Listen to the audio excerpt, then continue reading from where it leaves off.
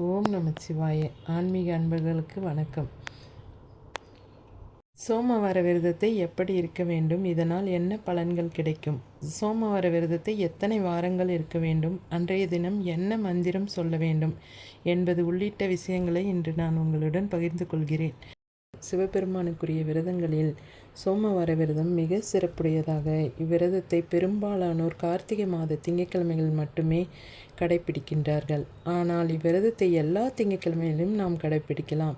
திங்கட்கிழமையில் சிவபெருமானின் 1000 திருநாமங்களை சொல்லி வில்வ இலைகளால் அர்ச்சனை செய்து வழிபட்டால் அனைத்து விதமான நலன்களும் கிடைக்கும், வேண்டிய வரங்கள் கிடைக்கும் என்பது நம்முடைய நம்பிக்கை. சோமவார விரதத்தை கடைபிடிக்க நினைப்பவர்கள் திங்கட்கிழமை தோறும் அதிகாலையில் எழுந்து வீட்டின் பூஜை அறையில் விளக்கேற்றி சிவன் படத்திற்கு பூக்கள் சூட்டி உங்கள் நெற்றியில் திருநீறு பூசிக்கொள்ள வேண்டும். சர்க்கரை பொங்கல், பாயசம் போன்ற உணவுகளை சிவனுக்கு நெய்வேத்தியமாக படைத்து சில மந்திரங்கள், சிவபுராணம் போன்றவற்றை படித்தல் வேண்டும். இந்த விரதம் மேற்கொள்பவர்கள் 3 வேளை ஏதும் உண்ணாமலும் இருப்பது மிகவும் சிறப்பு வாய்ந்ததாகும். வேலை, தொழில் போன்றவற்றில் ஈடுபடுவர்கள் 3 வேளையும் உப்பு சேர்க்காத உணவை சாப்பிடலாம் அல்லது பால், பழங்கள் மட்டும் சாப்பிட்டு விரதம் இருக்கலாம். அன்றைய தினம் முழுவதும் காலை முதல் மாலை வரை சிவஸ்லோகம் மனதிற்குள் சொல்லி வர வேண்டும். மாலையில் கோவிலுக்கு சென்று சிவனுக்கு பாலபிஷேகம் மற்றும் அர்ச்சனை செய்து வழிபட்டு வீடு திரும்பிய பின்பு சிவனுக்கு நெய்வேத்தியம் செய்த பிரசாதங்களை சாப்பிட்டு நாம் விரதத்தை நிறைவு செய்ய வேண்டும்.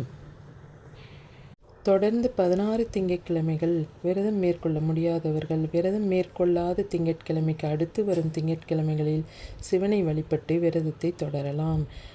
இதுபோல் தொடர்ந்து 16 திங்கட்கிழமைகள் விரதம் கடைபிடித்து சிவபெருமானை வணங்குவோருக்கு சிவனின் ஆசி கிடைத்து நினைத்தது நிறைவேறும். சோமவாரம் என்றால் திங்கட்கிழமை என்று பொருள். சோமன் என்றால் பார்வதியோடு சேர்ந்திருக்கும் சிவபெருமான் என்று அர்த்தம். சந்திரனுக்கு சோமன் என்று ஒரு பெயர் உண்டு. இதை முதலில் சந்திரன் அனுஷ்டித்ததாகவும் அதன் காரணமாகவே இதற்கு சோமவார விரதம் என்று பெயர் வந்ததாகவும் சாஸ்திரங்கள் கூறுகின்றன. சிவபெருமானுக்குரிய விரதங்கள் 8 என்று ஸ்கந்த புராணம் கூறுகின்றது. அவற்றில் ஒன்று கார்த்திகை சோமவார விரதம். இந்த விரதத்தை போன்று வேறு எந்த விரதத்திலும் சிவபெருமான் திருப்தி அடைய மாட்டார் என்பது ஐதீகம். சோமவார விரதத்தை கார்த்திகை மாதம் முதல் திங்கட்கிழமையில் தொடங்கி ஆண்டு முழுவதும் கடைபிடிக்கலாம். இதை தவிர சித்திரை, வைகாசி, ஆவணி, மார்கழி முதலான மாதங்களில் முதல் திங்கட்கிழமையிலும் தொடங்கலாம். சோமவார விரதம் ஒருமுறை தட்சனின் சாபத்தால் சந்திரன் கொடிய நோயால் துன்பப்பட்டான். தன் சாபம் நீக்கி நோய் குணமாக சிவனை வேண்டி சந்திரன் கார்த்திகை மாதத்தின் அனைத்து திங்கட்கிழமைகளும் சிவபெருமானை நினைத்து விரதம் அனுஷ்டித்தான்.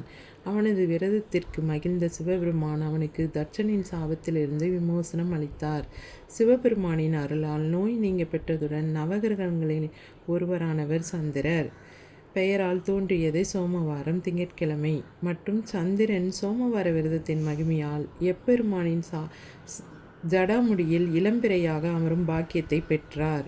இவ்வாறு சந்திரனை தனது முடியில் சூடி அருளிய சிவபெருமான் சந்திரசேகரர், சந்திரமௌலீஸ்வரர், சோமசுந்தரர், சோமநாதர், சசாங்கசேகரர், சசிதரர், சசிமௌலீஸ்வரர், சசிசேகர் என்று வழிபடப்படுகிறார். சோமவாரம் தோறும் பூஜை செய்து விரதம் இருப்பவர்களுக்கு நற்கதியை கொடுக்க வேண்டும் என்று சந்திரன் வேண்டுதலுக்கு இணங்கி சிவபெருமான் அவ்வாறே அருளினார். 12 ஜோதிர்லிங்கங்களுள் ஒன்று குஜராத் மாநிலத்துள்ள சோமநாதம் என்ற இடத்தில் சந்திரன் சிவபெருமானுக்கு சோமவார விரதம் இருந்தது. அவர் ஜடாமுடியில் இளம்பிறையாக அமர்ந்தது என் ஐதீகம். விரதம் மேற்கொள்ளுபவர்கள் அன்றைய தினம் முழுவதும் உபவாசம் இருப்பது நல்லது. வேலை, தொழில் போன்றவற்றில் ஈடுபடுபவர்கள் 3 வேளையும் உப்பில்லாத உணவை சாப்பிடலாம் அல்லது பால், பழங்கள் உண்ணலாம். பின்பு மாலையில் கோயிலுக்கு சென்று சிவனுக்கு பாலபிஷேகம் மற்றும் அர்ச்சனை செய்து வழிபடலாம். இந்த நாளில் ஒரு வேளையேனும் உணவருந்தாமல் இருப்பது நன்மை பயக்கும். சோமவார விரதத்தை ஆண்களும் பெண்களும் அனுஷ்டிக்கலாம். இந்த விரதம் மேற்கொள்ளும் திருமணமாகாத ஆண்கள் மற்றும் பெண்களுக்கு விரைவில் திருமணம் நடக்கும். திருமணமாகி பிரிந்து வாழும் தம்பதிகள் மீண்டும் ஒன்று சேர்ந்து வாழ தொடங்குவார்கள். உடல் மற்றும் மன ஆரோக்கியம் பெறும். தாயாருக்கும் ஏற்படும் உடல் பாதிப்புகளும் நீங்கும். கணவன் மனைவி இருவருமாக இந்த விரதத்தை மேற்கொண்டு வந்தால் வாழ்வில் அனைத்து வளங்களும் கிட்டும்.